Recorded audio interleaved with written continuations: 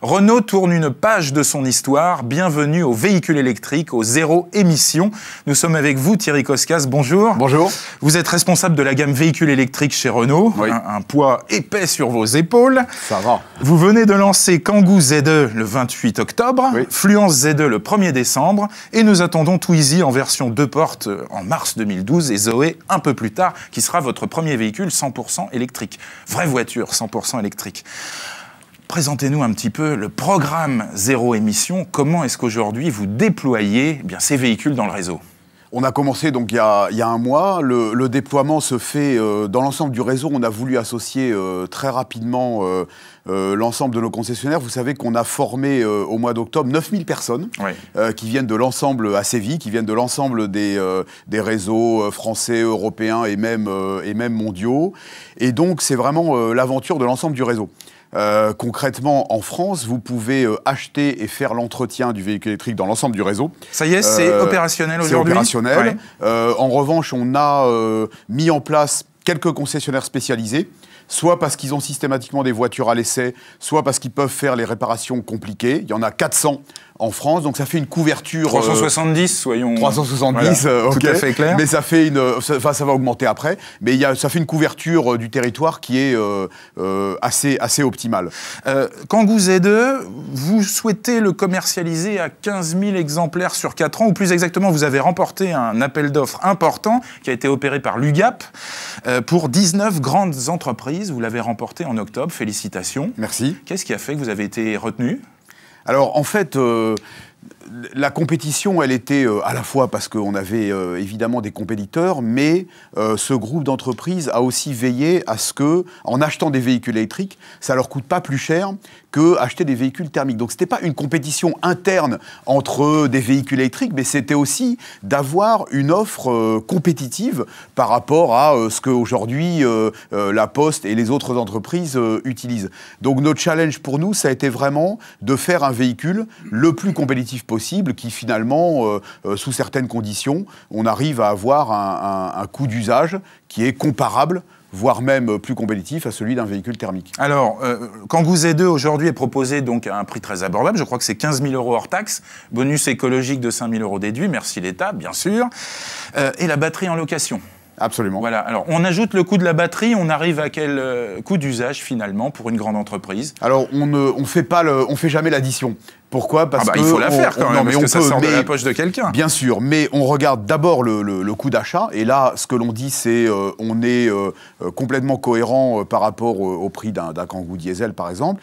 Et ensuite, très simplement, on regarde le coût d'usage, c'est-à-dire loyer de batterie finalement plus électricité, plus maintenance, vous comparez à ce que vous dépensez en carburant et en maintenance. Alors, et là, on arrive à peu près à isopérimètre ? Oui, on arrive. Alors, ça dépend du kilométrage, bien entendu. Si vous achetez un Kangoo et que vous roulez 3 km par jour avec, ça n'a aucun intérêt d'acheter un Kangoo électrique, bien entendu, parce que le loyer de la batterie, vous allez toujours le payer. Mais selon les voitures que Renault proposera, entre 12 et 15 000 km par an, on arrive au point d'équilibre, parce que finalement, le loyer de la batterie varie assez peu avec le kilométrage. Il augmente un peu, mais c'est pas très significatif. Oui. Et aussi, ce que je voudrais également rajouter, c'est que l'allocation de la batterie, c'est aussi un énorme avantage pour le client parce qu'il n'a pas à se préoccuper de comment ma batterie va se dégrader, etc.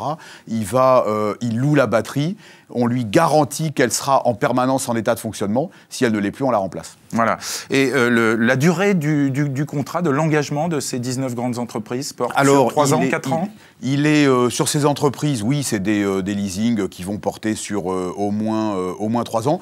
Je veux juste préciser que nous n'allons pas fabriquer que les véhicules pour cet appel d'offres, naturellement. Ça représente une partie de nos véhicules, mais nos ambitions vont bien au-delà. Alors justement, vos ambitions pour 2012 sur Kangoo Z2, Fluence Z2, on exclut Twizy et Zoé pour l'instant ? Oui, alors Twizy et Zoé, ce sera des années pas complètes, puisqu'on les lance en milieu d'année, mais vous savez qu'on a installé à Maubeuge, là où on fabrique Kangoo Z2 et Kangoo thermique, bien sûr. Et Kangoo thermique, mais on est capable de faire jusqu'à 30 000 véhicules. On ne va pas en faire 30 000 l'année prochaine, c'est la première année de démarrage, mais enfin ce sera plusieurs dizaines de milliers. Plusieurs dizaines de milliers, d'accord. Oui. Et quant à l'autre voiture, l'autre véhicule fabriqué à Bursa en Turquie, oui, dont vous allez nous rappeler le nom. Fluence Z2. Voilà. Fluence Z2. Fluence Z2, objectif pour l'année prochaine ? Objectif pour l'année prochaine, en France finalement, très peu. Je rappelle que ce véhicule, il a été d'abord destiné à notre partenariat en Israël avec Better Place. J'étais d'ailleurs et au Danemark. Et au Danemark. J'étais d'ailleurs hier en Israël. J'avoue que c'est assez impressionnant de voir ce qui a été fait, les premières stations d'échange de batteries qui fonctionnent. C'est vraiment une vraie révolution dans l'usage du véhicule électrique. En France, ce sera principalement une voiture de flotte, quelques milliers de véhicules pour l'année prochaine. Alors, commentaire, messieurs, sur ce grand lancement Renault. Jean-Luc Moreau, vous êtes rédacteur en chef de Voiture écologique, qui est un tout nouveau titre. Félicitations à vous. Le journal soutient complètement la démarche de Renault, même si au départ, ça ne va pas être facile. Est-ce que vous trouvez que la stratégie de Renault est la bonne aujourd'hui ? Je serais tenté de dire, de toute façon, on n'a pas le choix. Si on regarde à long terme, à moyen terme et à long terme, on n'a pas le choix. Il va falloir baisser les émissions de CO2, mais pas seulement, il faut baisser la pollution. Ce matin, on est tous venus dans les embouteillages assister à cette émission. Et moi, il y a quelque chose qui me frappe. Je trouve que ça sent mauvais en France. J'étais au Japon il y a 10 jours. Réflexion inverse des journalistes à Tokyo, qui est pourtant une ville qui est autrement plus importante que Paris. C'est « Ah tiens, ici, on respire bien ». Croyez-vous que le véhicule électrique intéresse vraiment la population française aujourd'hui? Parce que là, avec Renault, on parle bien sûr des grandes entreprises avant tout. Alors, il y a un précédent, il y a un échec déjà de l'introduction des véhicules électriques en France qui a laissé une image... Alors, autre temps, autre histoire. Oui, complètement, mais les Français, quand même, sont un peuple tourné vers l'histoire. Donc, on a tous... C'était il n'y a pas si longtemps, donc on se souvient tous de l'échec. Et vous pensez que c'est ça, la réticence aujourd'hui? Ça marche pas? Ça a fait rigoler, un échec. On aime bien en France se moquer.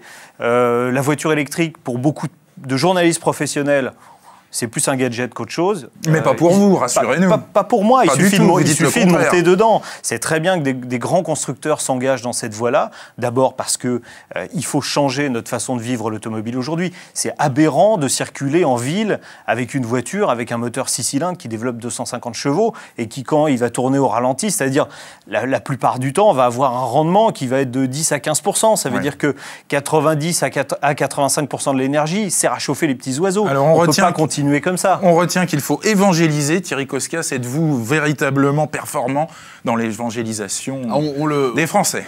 On l'espère, en tout cas, vous savez que ça fait... ça nécessite des budgets publicitaires considérables, j'imagine. Non, justement, c'est pas ce qu'on essaie de faire, parce que depuis plusieurs mois, par exemple, on a mis 300 voitures sur la route.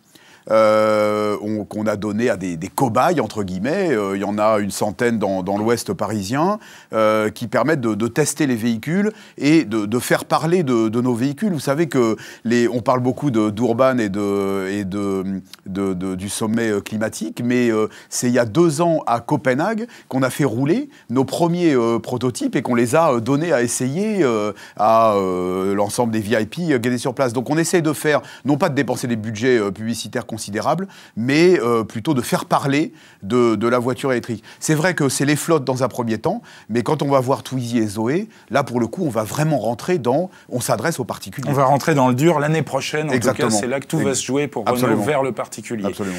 Marc Tessier-Dorfeuille, vous êtes président du Club des voitures écologiques. Alors vous êtes un homme heureux aujourd'hui, vous voyez les voitures électriques débouler? Je suis un homme ravi parce qu'il y a beaucoup de choses et d'événements qui se passent en même temps. Il y a en effet le lancement des Renault, il y a aussi à Paris cette semaine le lancement d'Autolib, tout ça arrive d'un coup. Et on a aussi Mia électrique, et on a aussi Mia électrique. Donc on peut enfin les acheter, parce qu'on en a beaucoup parlé, et puis maintenant elles sont là.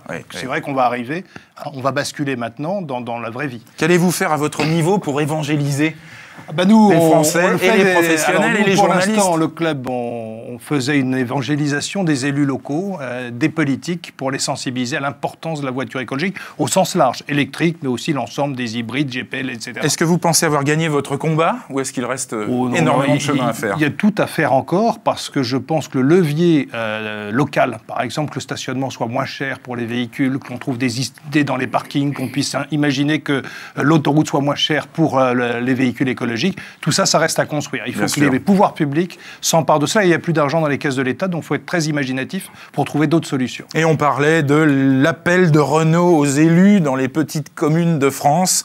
On y reviendra un peu plus tard, mais ça, c'est une part essentielle de la problématique, effectivement. Comment investir dans un réseau de recharge pour que ces véhicules électriques roulent pour tout le monde et pour longtemps.